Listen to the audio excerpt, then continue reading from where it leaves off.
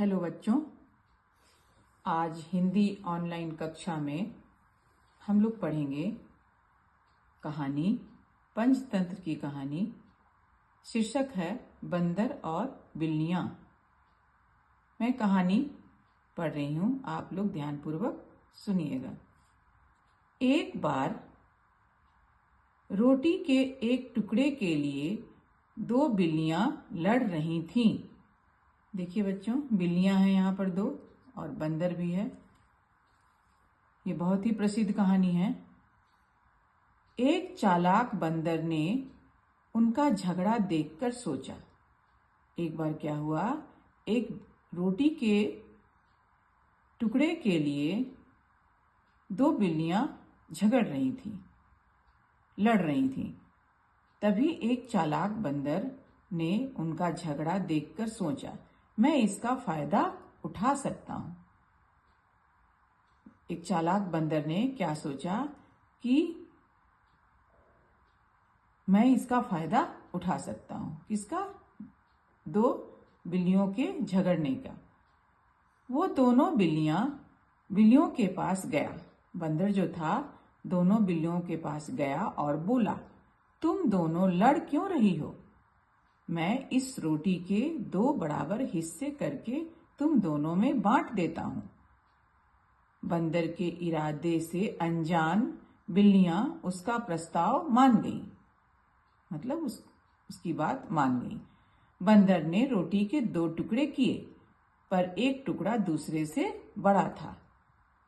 उसने कहा, ये तो बराबर नहीं है, मैं बड़े टुकड़े में से थोड़ा सा खा लेता हूं। किसने कहा? बंदर ने। देखिए, बंदर जो था बीच में है और दो बिल्लियां हैं। ये रोटी के टुकड़े का यहाँ बंटवारा हो रहा है। इस तरह हुआ, हर बार एक टुकड़ा बड़ा और एक छोटा छोड़ देता और हर बार बड़े टुकड़े में से कुछ रोटी खा लेता।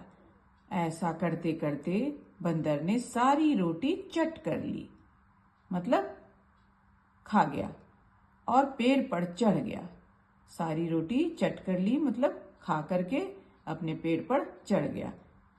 अब बेचारी बिल्लियां देखती ही रह गई, है ना। बिल्लियां जो थी वो देखती ही रह गई। वो तो बंदर के इरादे से अनजान थी और उनका प्रस्ताव भी मान ली थी, क्योंकि जब रोटी के टुकड़े के लिए दो बिल्लियां झगड़ रही थी, लड़ रही थी, तो चालाक बंदर ने उनका झगड़ा देखकर सोचा, मैं इसका फायदा उठा सकता हूं।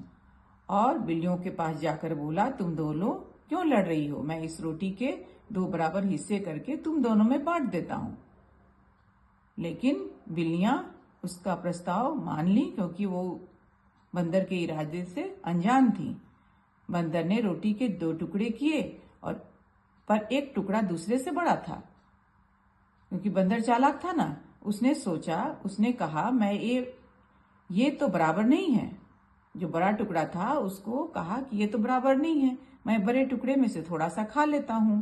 इस तरह हर बार एक टुकड़ा बड़ा और एक छोटा छोड़ देता और हर बार बड़े टुकड़े में से कुछ रोटी खा लेता था।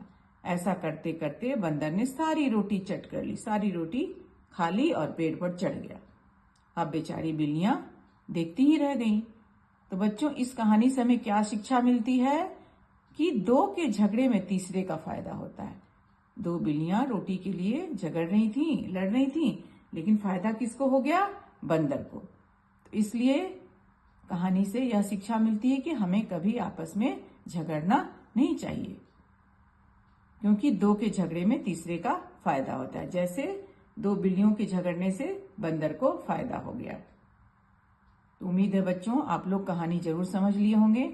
बच्चों, यदि मेरा वीडियो आप लोगों को अच्छा लग रहा होगा, समझ में आ रहा होगा, तो कृपया लाइक सब्सक्राइब जरूर करेंगे, ताकि मेरे आगे आने वाले वीडियो का नोटिफिकेशन आप लोगों को मिलता रहे। धन्यवाद।